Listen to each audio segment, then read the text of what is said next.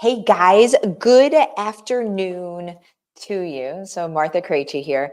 I used to do videos once a day, Monday through Friday, every doggone week, and I got away from it. There was like some family stuff that happened. We lost my mom last year, and I kind of never really got back into it. So anyway, this is my coming back. So hey, good afternoon to you. So what I wanted to talk about today first is, in my first of my videos back, is a question that I get asked a lot because I have a lot of conversations about HBR in general. And so a question that a lot of people ask is like, how did this come about? How is this like, where did this come from?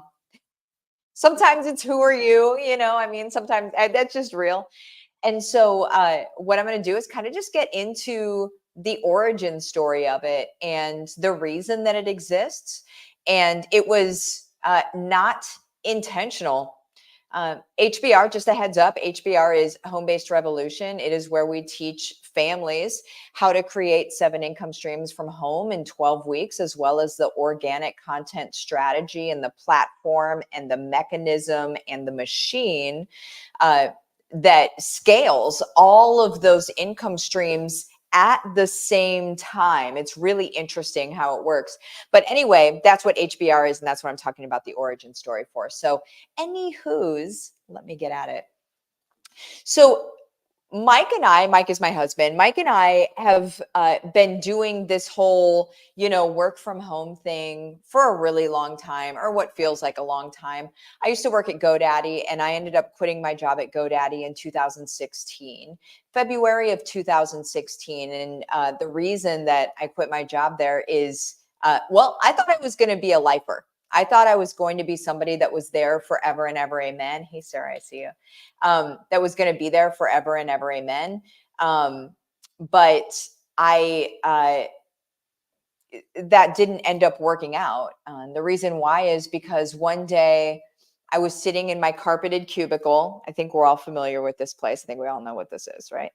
So I was sitting in my carpeted cubicle. I have my little quotes, pinned up to the carpet. Smelled like the 60s. I think we know that. I don't think we should be smelling that stuff or inhaling that stuff, but whatever. And so as I have all of these quotes around me, picture of my family and all of that, and I'm just doing my job like I normally do it every day. What I came around to is, well, no. What actually happened, sorry, I just kind of like went into that place here for a second. What happened is I got a video came through on my phone, and I was sitting there just working like normal, and a video came through, and I was like, it's weird because nobody ever sends me videos, and much less my husband. And it was a video for my husband. And I remember just sitting there thinking like, what? But you know how it sends you a still screen, right? You see like the thumbnail, so to speak, or a screenshot of what the video is going to be about, the first frame of the video. And I saw my baby up on her feet, unassisted. And you know how you just know? You know how you just immediately get wrecked? When you're like, and especially as a mom, you already have that mother's intuition where you're like, I just missed something. I just missed something big. And I knew what I was going to see in the video, and I went to watch it anyway. And so I couldn't watch it on the calling floor because you can't do that. It's, whatever, rules. So I went into the bathroom, the ever so glamorous bathroom, to go watch this video. And as I watched the video, I saw it. And it was my daughter literally taking her very first steps right in front of me. And so I'm in this place, I'm in this like dark bathroom, the phone is lighting up my face. And I remember sort of like, because I'm in front of the mirror, and I remember I had a huge smile on my face because as I'm watching it, you're excited for it. It's like you're there, in that's the beauty of video, is it feels like you're there, right? Like it may feel like we're talking across the table from each other right now. That's the beauty of video. And so I remember I saw my face and my smile got all big because I was so excited for her. And then like reality hit. And I realized I was alone in a bathroom watching my girl take her first steps. And she's taking her first steps towards a phone and towards her dad. And I'm so glad that he got to have that moment with her. But it wasn't towards me. And I wasn't a part of it. And there's nothing can ever change that. Nothing. I missed it. And I think there are painful situations that we have in our life that feel like that feel like absolute, just what am I even doing? Right? I think we have those moments in life. And the reason that we have those moments is to be able to get us back on track with what we really should be doing. And so I had that moment that brought me to my knees. I literally went into a panic attack. Like my left arm went numb. It was all of this weird stuff, right? And you're like, please don't die right now. Like I don't want to, let's not make this worse, like let's not get overly dramatic about this entire thing and die in the bathroom, Um, sorry, this is just stuff that goes through my head. And I'm like, oh my gosh. But whenever that happened, when I saw that video, the thing that kept going through my head was, are you okay with this? It's not right or wrong, because some parents, it's an okay thing. People are built different. People are built different. There's no shade. There's no right or wrong here. Is it okay? Are you all right with this? And for me, I wasn't. It destroyed me. It took us a really long time to even be able to have Nora. And so whenever we did, it was a miracle. And then and then to have that happen it was signifying to me very quickly and succinctly that I was going to miss it. I was going to miss it all. And what was even the point, right? What was even the point of having her if I'm not going to be there to raise her, if I'm not going to be there with her, if I'm not going to have the moments with her? You know what I'm saying? Like, what is even the point? And so that was when I did what was probably the craziest thing in the world. That's when I quit my job, right? So on paper, let me tell you what this looks like on paper. On paper, my husband's parents had just moved in with us because my husband's dad had just lost his job, and in your 70s, you don't go get another job, of course. And so we got a pretty expensive house that had 2 floors, where 2 families could coexist, and it made sense and it wasn't all weird and everything. And so we had just bought that house. I was the sole breadwinner for all of it. I held the insurance. I had already brought my husband home from his job because he hated that job. That's why he was taking the video of Nora taking her first steps. And so basically what I was deciding as the sole breadwinner was, well, I'm going to quit my job. And that sounds bonkers. That on paper looks like stupidity. It looks idiotic on paper.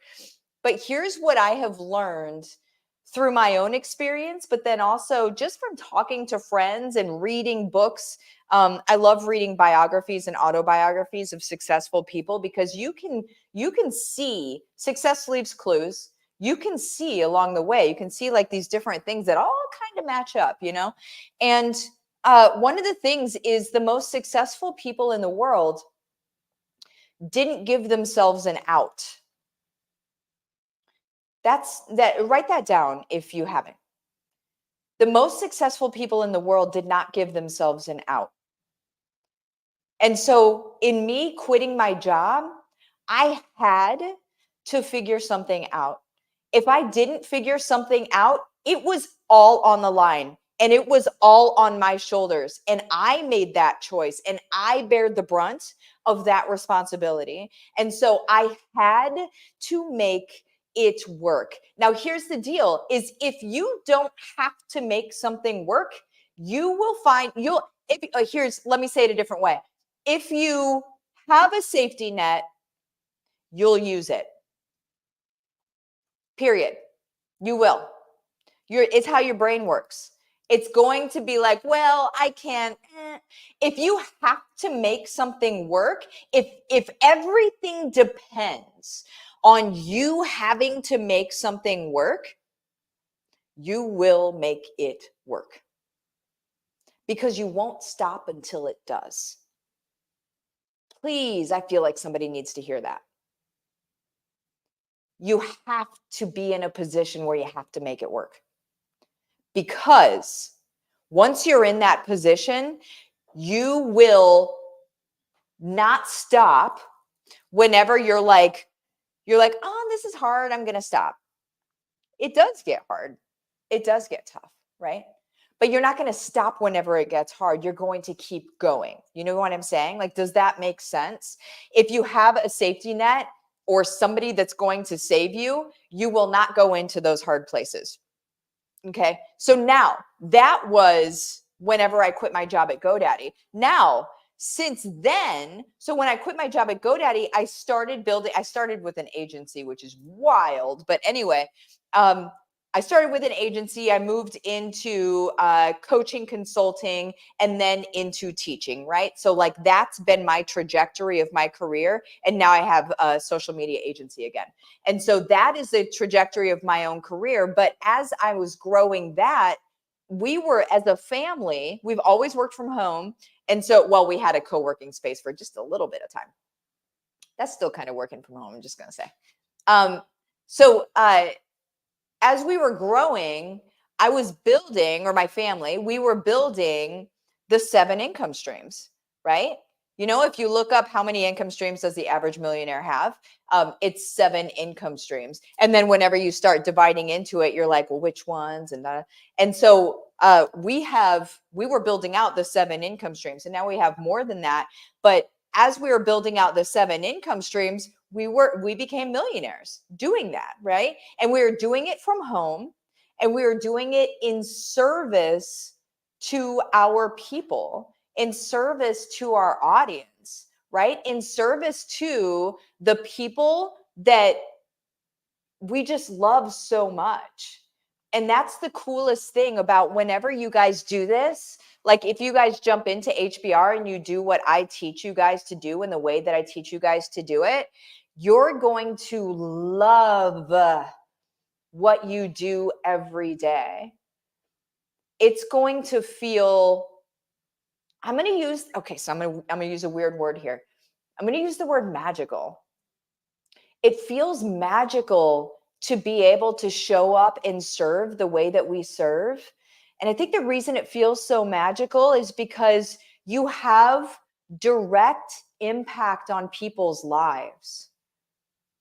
People are actually messaging you and saying, hey, thank you so much for saying that today. I really needed to hear that. Or thank you for this thing that you created, or thank you for this course, or thank you for this book, or thank you for whatever it is that you imparted to your people. They will thank you for it on a daily basis because you impact them so much. Now, here's the thing that a lot of people, that I am fully aware that whenever I say this to people, in the back of their mind, the very first thing that pops up is imposter syndrome. And it sounds a little bit like, well, I don't have anything to teach people. I don't have any way to help people. I can't, like, what? That'd be cool for her, but I don't know about for me. That's a lie. It's simply a lie. Whenever we get into HBR, whenever you're doing that, as you're going through it, it illuminates. It's almost like, you know, in Wizard of Oz, whenever it's black and white and then it goes to Technicolor, It's like that. It's like your life is in black and white. Like you thought it was this one thing. But then whenever you come into HBR and you start like actually unlocking it, it turns into this vibrant thing that you didn't know existed before. And it's wild that you didn't know it existed before because it's so prevalent. But you don't know it until you do, you know. And whenever you actually start realizing your part in this whole thing, it gets very, very cool. Okay.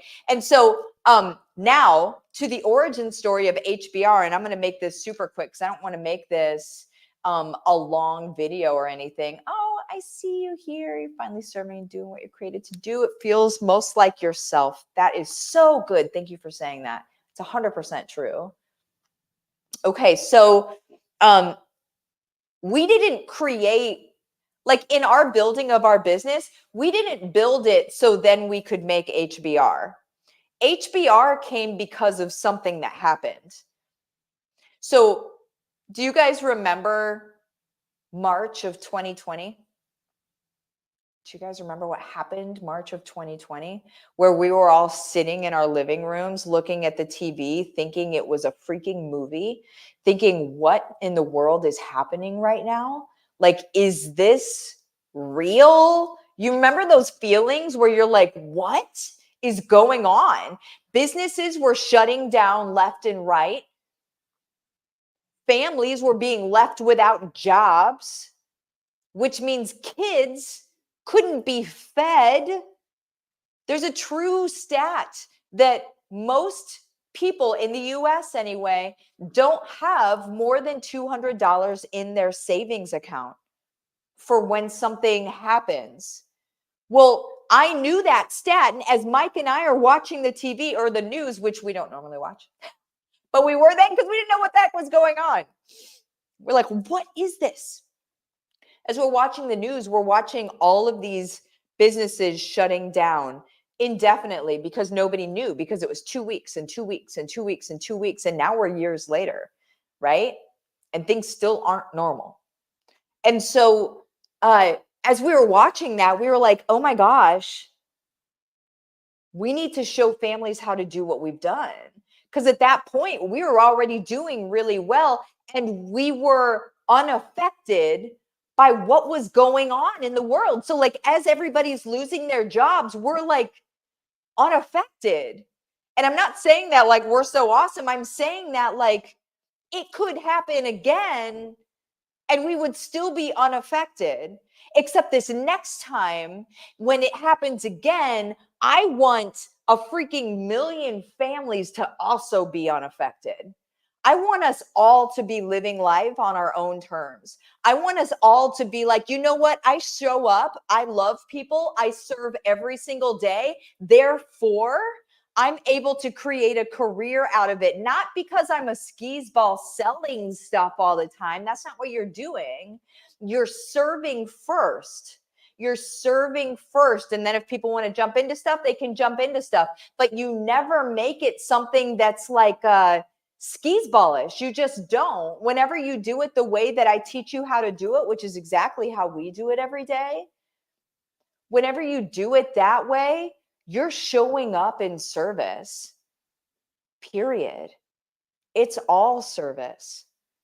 And it's all you getting to actually give back to the former version of you. And we'll get into that later. But it's you know what your people are going through because you've been through it. And again, I'm not going to go too far into that right now because I don't want this video to be crazy long. But that's it, guys. That's the origin story. Whenever we saw that happen, we're like, not on our watch.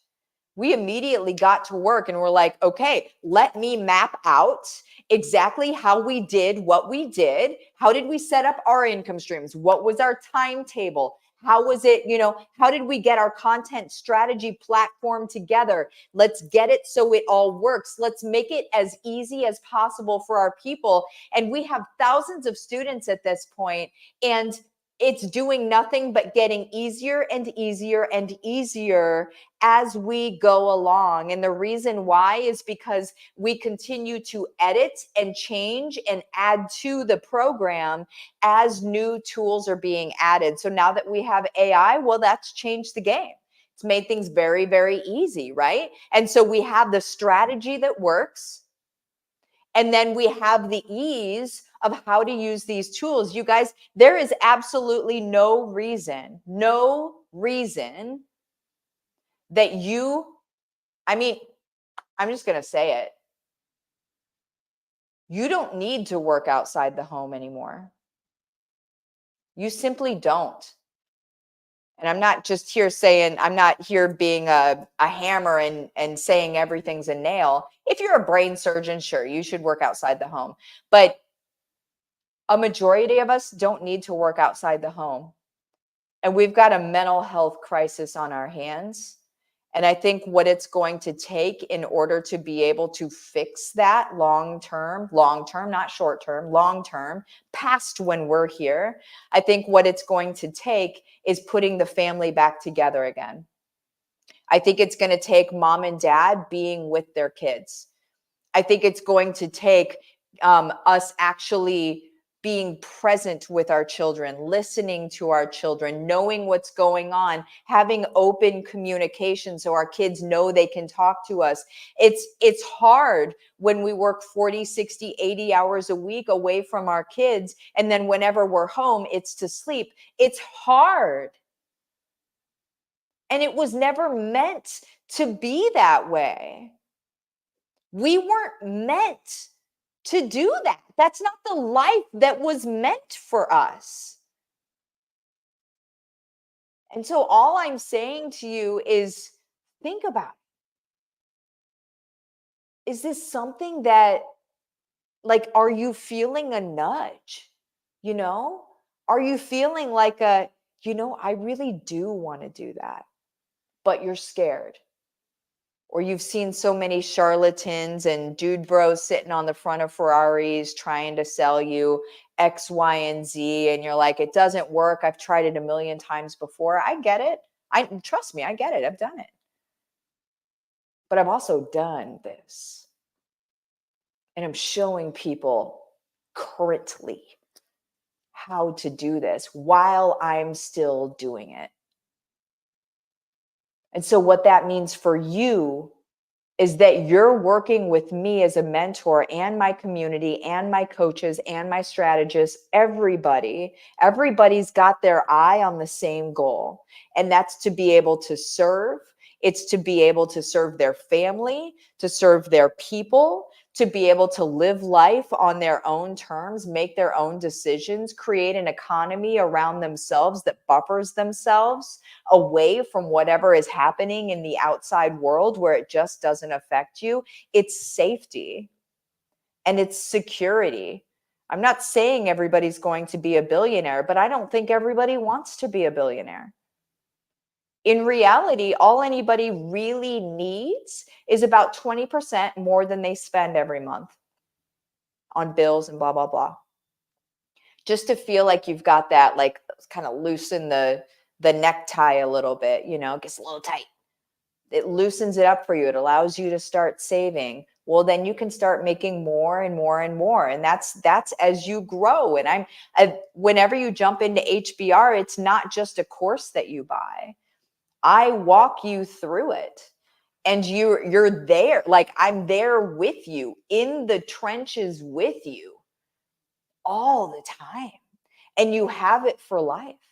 So you have it as your beginning.